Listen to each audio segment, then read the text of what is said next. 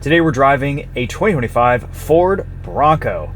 This is a big bend with the 6-speed manual, the Sasquatch package, and the new marsh gray paint with the matte PPF film. We've got some changes to the 2025 Ford Bronco, some of which include a reworked 2.3 liter EcoBoost engine. It now has direct and port injection, revised turbocharger, aluminum heads, some other tweaks. Not a lot of parts compatibility, honestly, between this and the 2024 2.3 EcoBoost. Basically, it's the same EcoBoost that's been carried over from the updated EcoBoost in the Mustang, etc. So, some nice changes there, kind of a surprise. Ford has switched up some of the available trims and packages and options in the 2025 Ford Bronco. This big bend starts at around $41,000, as tested at $61,000 with all of the options, about $18,000 worth of options on this Bronco. So, not cheap. But I will say a Ford Bronco with a 7-speed manual is my favorite configuration. This and the Raptor, of course. I think this manual is just so much fun. It's probably the best manual transmission experience that I've driven in a truck or an SUV. And that's compared to the old FJ Cruiser, new Tacomas, old Tacomas, etc. It drives great. It's a lot of fun. Think old Focus ST, but with slightly longer gear spacing and a bit more turbo lag. Good gearbox for an off-roader SUV. I've been daily driving this all week. It's a lot of fun. We've got the new Sasquatch wheels on here. The beadlock capable wheels are now a $995 optional extra. And once we get into the light here, we can see this new marsh gray paint with the optional $5,000 matte PPF wrap. This is a factory wrap, and they've done a very nice job with it. It looks good. We also get a new tire for 2025. This is now called the Goodyear Territory RT instead of the MT. So a rugged terrain tire, a little bit more highway friendly, a little bit quieter, with still a good amount of off-road capability. The rugged terrain is just slightly less aggressive of a designation than the mud terrain that this had previously. And you can see there are some changes with the tread design, and I'm sure compound as well. Nothing too new here in the back of the Bronco. The Bronco comes with a slightly more insulated top as an option, though this is not fitted with that. The Sasquatch package, we still get these sliders. Nice looking interior. Good amount of space for kids, for family. Grab handles for all 4 corners. I'm 5'10". This is my driving position. I fit back here great. And I like some of the interior bits. Looks really nice on this Bronco Sasquatch.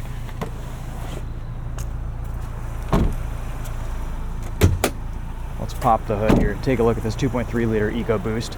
Still makes 300 horsepower, 325 pound-feet of torque. It is rated for 18 miles to the gallon combined, 17 city, 19 highway, which honestly for a vehicle with 35s and a lift on it is pretty darn respectable. This week I've been averaging between 16 and 19 miles to the gallon on this, depending on how and where I'm driving it. It's been a fun little engine, especially paired with a 7-speed manual. All right, we've walked you guys around a ton of these, and to be honest, I don't really know all the trim changes that they've done for 2025. So let's just hop inside and go for a drive. This new 12-inch screen is now standard across all Bronco models, taken from the Bronco Raptor and some higher trims. It's nice to have that big screen. It's reasonably responsive. Seems to be a good infotainment using it this week. Yeah, everything works. CarPlay connects wirelessly. You've got a secondary screen over here to the right, or you can just go full-on CarPlay, and that looks really nice as well. Physical buttons for climate control. Love to see that. You've got your temperature down here, your drive mode switch down here, your go over any terrain modes, your GOAT modes. So you've got a sport, a sand, a mud, ruts, rock crawl, eco, slippery, and those all change drivetrain conditions and various other things. We're going to start in normal today. That'll put us into 2 high. Window switches, up, down windows, auto on all 4 corners, and removable tops. Look at that. You also get aux switches here, standard on some trims. Very, very nice. All right, we're clutching in. Only a reverse camera in this Bronco Big Bend, but it's big, it's clear. Super easy manual gearbox to drive. Clutch is light, that bite point is very easy to find.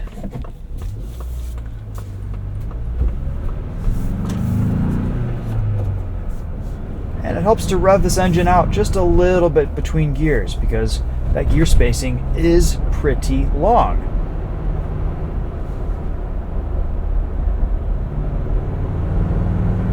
Savage geese. This 2.3 EcoBoost is responsive. Seems to be a little bit less laggy. I don't know if that's placebo, knowing that this is now direct and port injected.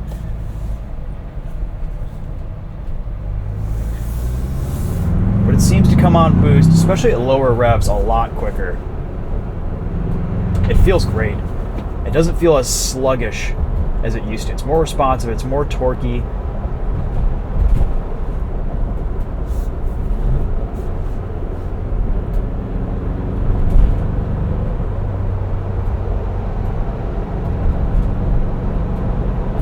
Ride quality is fantastic.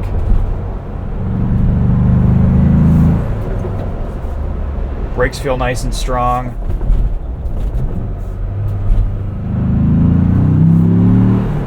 Makes a good noise too. For $60,000 or thereabouts, I would kind of be hard pressed to say which is more fun to drive, this or my Ranger Raptor. The manual driving experience here is just so fun, so engaging.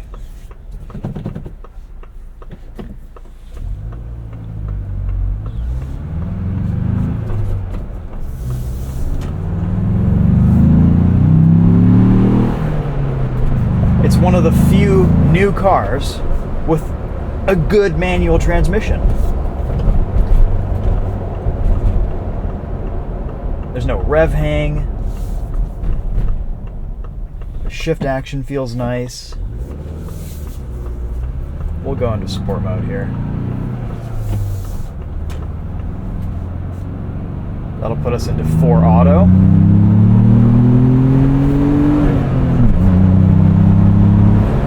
Look at that.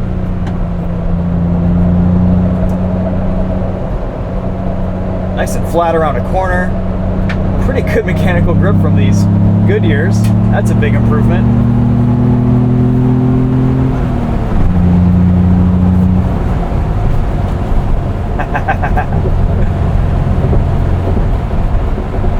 This drives great.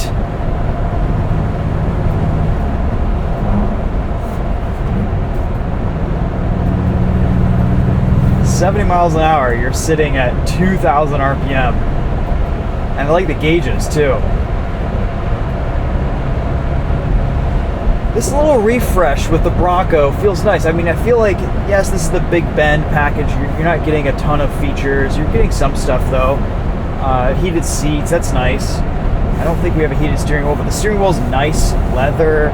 The materials inside look attractive. They look special, even though they might all be mostly plastic. Really the biggest thing to kind of be aware of with the Bronco is that there's just a lot of wind and road noise because everything is removable. I would probably spec one of these with the soft top and then just roll with the top down half the time. Because if you're already getting wind noise with the hard top, might as well enjoy it as a convertible. Heel toe rev matching. Look at that. This is genuinely fun to drive. And it feels quicker too now. It's got to be the retuned engine, this reworked 2.3 liter. Let's put this in 2 high. Turn a couple things off.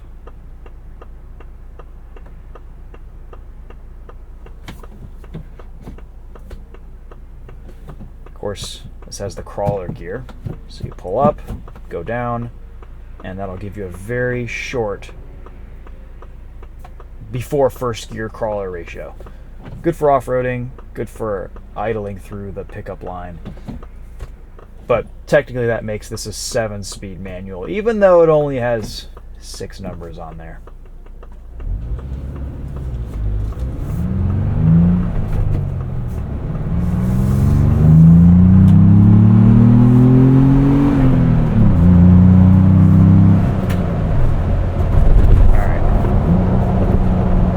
I actually really like driving this in sport mode with the manual. It's a bit more responsive. That throttle is a bit more eager, and it turns off auto stop start, which is annoying with a manual transmission. Luckily there's a button right there, and you can always get a stop start eliminator, which is what I would recommend. Look at that!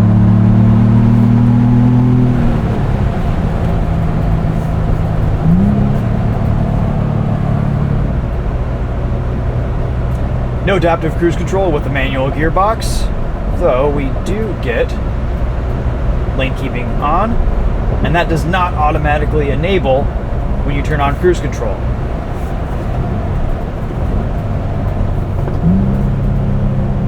Let's do a little pull third here, and go down to second.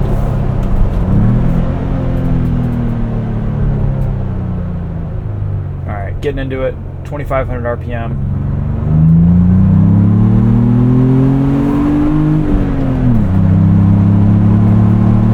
I love these gauge animations.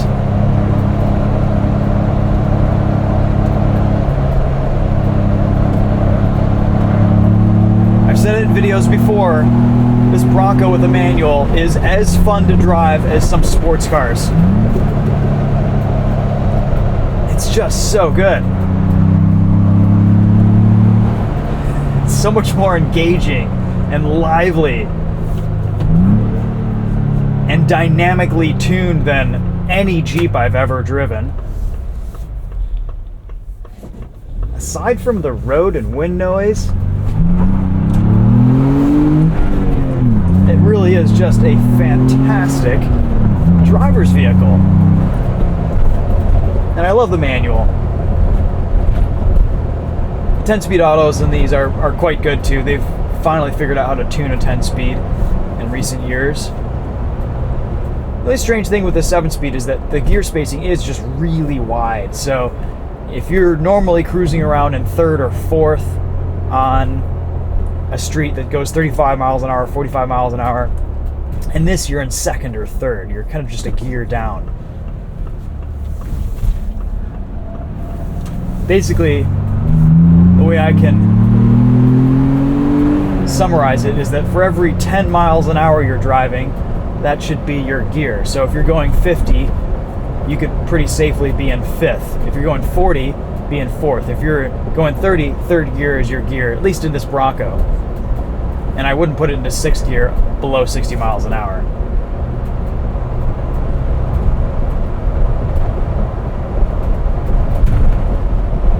Ride quality is excellent. Still a few rattles and creaks from the back there. That's just the way it goes with these removable tops. You can turn your music up or roll the windows down or just take everything off and they go away. I don't believe this Bronco has the B&O. I don't see anything on the window sticker, nothing on the speakers. But this bass sound system here is actually quite respectable. It sounds good.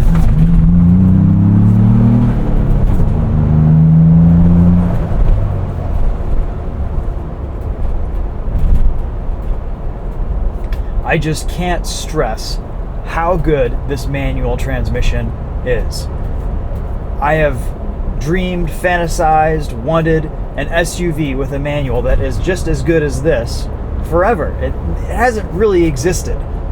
And here we have the Bronco, and it's just fantastic. And I think paired with this 2.3 liter for 2025, it's a really good combination. If you're a manual diehard, you kind of got to get one of these. This is one of the best manual gearboxes I've driven all year.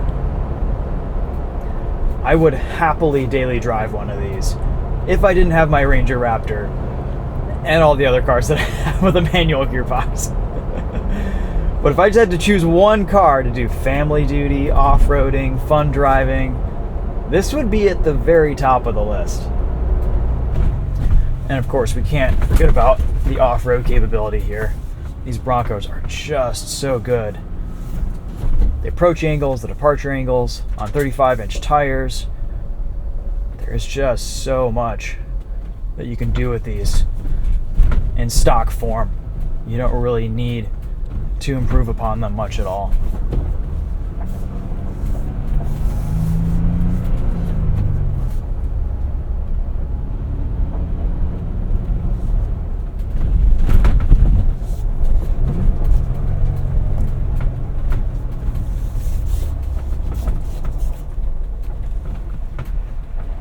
Probably could use a set of mud flaps. That's about it. Alright guys, those are my thoughts on the 2025 Ford Bronco Sasquatch Big Bend with the 7-speed manual. Love this gearbox, love the driving experience here. It's a lot of fun, and I like what they've done with the 2025. They've gotten rid of some options and configurations and customization, but overall this is just a fantastic vehicle. They are getting a little bit expensive. Ford employee pricing gets your MSRP down quite a bit, and there might be some deals and incentives to dealers too, but yeah, the out the door price on this for 60 grand is a lot, though it's a great vehicle.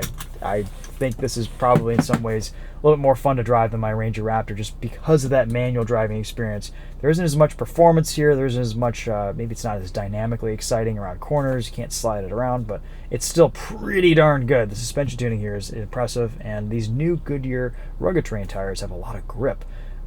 So I don't know, there's a lot of good changes here for 2025. I'm impressed with this new Bronco. It's been a lot of fun spending time in it this week.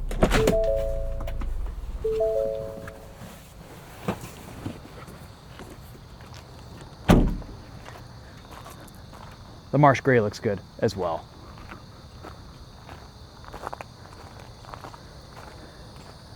What do you guys think? Do you prefer these wheels or the optional beadlock capable wheels? I kind of like those beadlock wheels with the silver rings. I'm sure there's plenty of them available secondhand rolling around. I even have a set for my Ranger Raptor.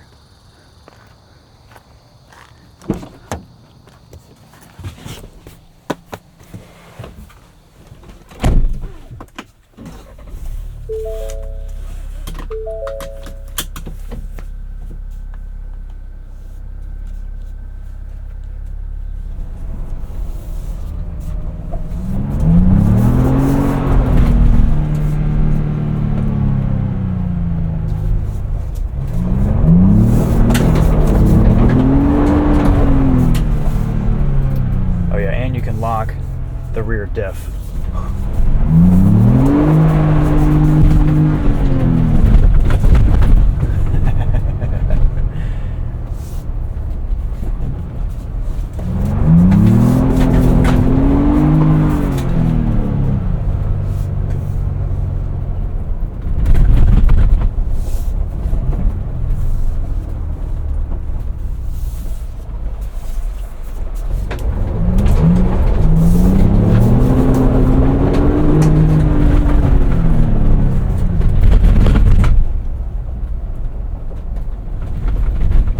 Some cheeky slides there.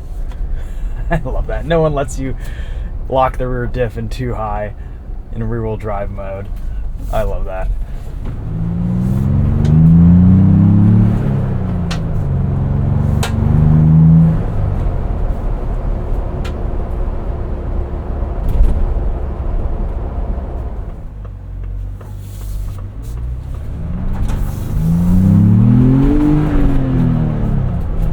Guys, I just really like driving this Bronco. It is so much fun.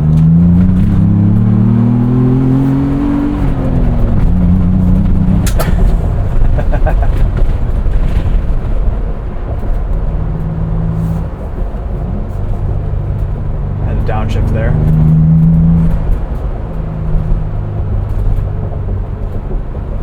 Sport mode really wakes this up a lot. but throttle tuning is still very linear. It's not ridiculously too much of an on-off switch.